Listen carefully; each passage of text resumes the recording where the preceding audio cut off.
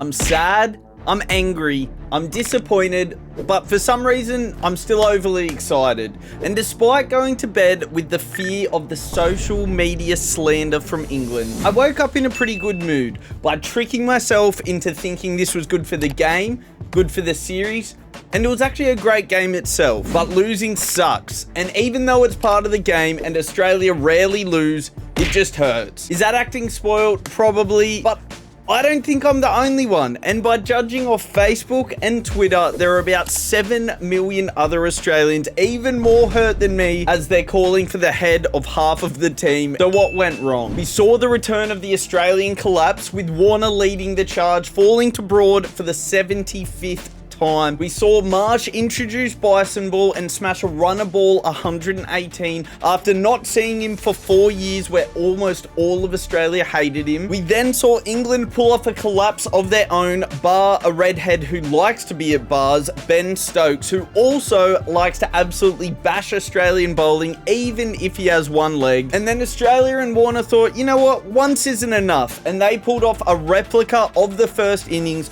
only this time they managed to do it worse. They got skittled for less, and Head was the only one who got any runs. And England end up winning pretty comfortably despite a couple of scares throughout the innings. It always felt that England were ahead in the game, and despite wickets at pretty awkward times, you felt that they were always going to get there, and the good innings from Wokes got them over the line. Or at least that's how I felt, and the ever so reliable WinViz agrees with me. And now the series is 2-1, and we're given 8 days to stew over this. So one of, if not the biggest topic in cricket over probably the last 3 years has been around openers, and more in particular, David Warner. It's no secret he's been out of form for some time now. He is averaging in the low 20s over the last 3 years.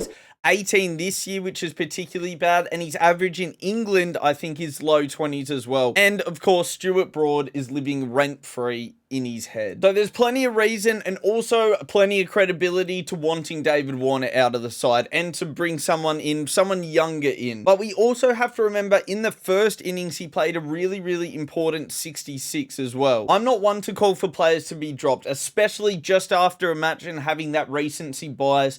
But you do start to think, at what point are we going to start bringing younger players? I know Marcus Harris has been scoring plenty of runs in both Australia and now more recently in England. So you think, at what point does Warner go and Harris come in? Warner has already announced that he will be retiring at the end of the Australian summer. So it does make you think, why don't we just speed that up to maybe soon and get a younger talent in and at least getting them playing more games and getting used to Test cricket? But I think one of the big problems for the selectors are, I think they're scared that if they bring in a player such as Harris now, also after just losing the most recent Test match, it's all to play for, the Ashes are still in the air. I think they're scared that if they bring a new player in now, they're just going to succumb to the pressure and have a terrible series, and that could affect them more in the long term as well. Whereas Warner's been here, let's be honest, he's been down in the dumps plenty of times before, especially over the last couple of innings. I think they're banking on him to come good and pull out a couple of good innings rather than bring in a new player and potentially lose their form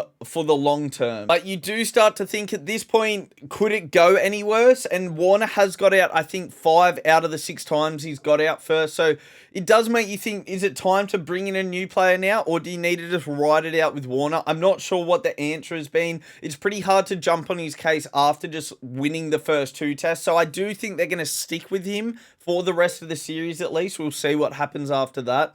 But it's a tough one. The one person making the most of their selection is Mitch, aka the Bison Marsh. He has probably had one of the best returns to cricket that you could actually hope for. And besides Brook, Stokes, and I guess maybe Wokes, he looked like the only batsman that really was set in and didn't look like getting out. Besides getting dropped on 12, he played pretty much a picture-perfect innings, almost Bazball-esque, and took on the bowlers. One thing that I did really notice as well is he purposely started to attack Mark Wood. Where all the batsmen were struggling, he really tried to knock him off his line and attack him. And I think that was really smart to do. Unfortunately, it didn't work because batsmen kept falling at the other end, but he was aggressive against pretty much all the bowlers, but in particular Mark Wood, and attacked him and tried to knock him off his line. He hits the ball so hard, and he was playing square drives, hooks, and just absolutely smashing them.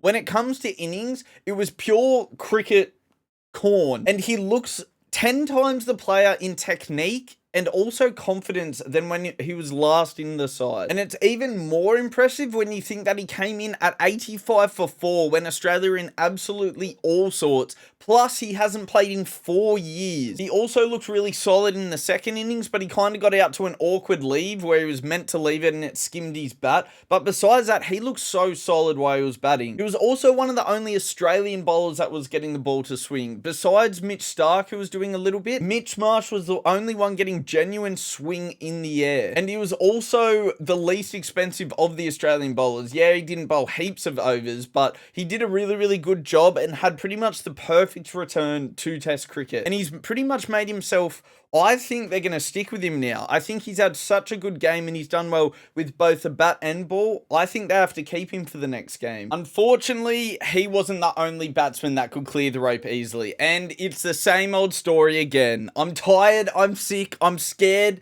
and I'm haunted by him. Ben Stokes is the most dangerous batsman in the world, especially in clutch situations, especially when his team look down and out. I mean, I could just pull a cut and paste from the last video I made on him and just stick it in here because he's literally done the same thing again. England are in deep trouble, 142 for 7, and he's managed to get them to 237 purely because of Stokes, which in the scheme of things has pretty much won them the game. He manages just to bring this fear to the Aussies, and you can feel it literally while watching your TV halfway across the world. And it's just like you got to sit there and just cop a beating and just hope eventually he's going to sky one in the air. Luckily for the Aussies, Stokes pretty much has completely broken down or looked completely broken down, and probably it was from just carrying the rest of the England team, and eventually he did sky it for only 80, which at the time seems like we kind of got off lucky. But he just seems like this immovable force that the Australians have no control over, no answer to. And poor Tom Murphy, unfortunately, was the recipient of today's beating. He got sat up on a stool and just had to sit there and cop it from Stokes. He would have been staring absolute daggers at Cummins. He hasn't bowled pretty much all day, and then he gets thrown the ball while Stokes is in his final form and just absolutely sending them everywhere. But I guess eventually in the end, Murphy did get his wicket, so that softens the blow a little bit, but Stokes is an absolute freak. I'll say it again. I don't know. He's terrifying. I don't know what they're going to do. Harry Brook is another English batsman that's decided to hit form. And at the start of the series, I said it's going to be either a make or a break series for Brook. And it was looking like a break for a little bit there. He was looking in trouble at times against Australian bowlers, in particular Cummins and sometimes a short ball. He was also throwing his wicket away a few times. I guess he also got thrown up to 3, which doesn't seem to be his preferred position either. But he wasn't looking all that comfortable so far in the series, but the innings he has played today in the second dig to get England home over the line was not only vital for England's win, but it was also really smart batting, which seems to be one of Brook's main critiques at the moment. He didn't really go after the short ones too much, and when he did, he almost over-exaggerated his technique of the pull shot to make sure he got his head over the ball and he wouldn't top edge it. He cut well, he rotated the strike well, he caused heaps of problems for Scott Boland, who wasn't really able to control his line against him. I think Harry Brook kind of got to him and he strayed a little bit, and it's looking like that will now lead to him being dropped for the next game. But Harry Brook looked really solid, and it was a really mature inning. So he may have turned a corner in this series, and it's come at a perfect time. So England end up winning the game, and during the aftermath, I decided to have a cheeky peek at social media. And to be honest, the majority of it was a lot better than I thought. People were taking the loss pretty well.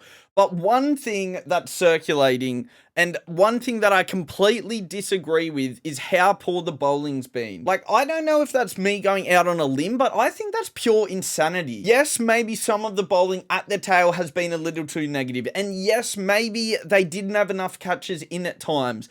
But this attack has bowled England out for low scores in every single test except the first innings of the first test. If we had been going into this series and someone would have asked us, oh, would you like to bowl them out for under 300 almost every innings?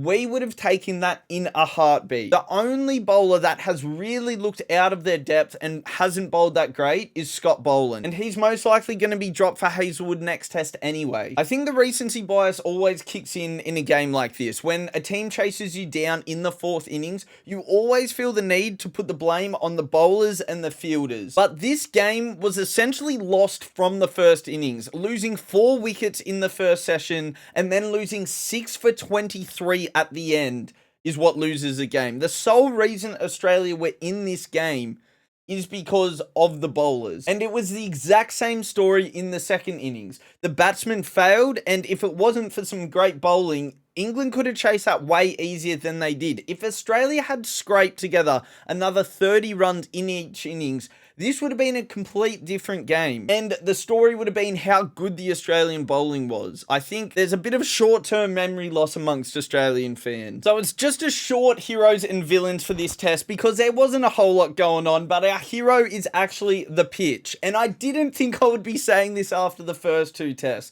but this pitch was right up there.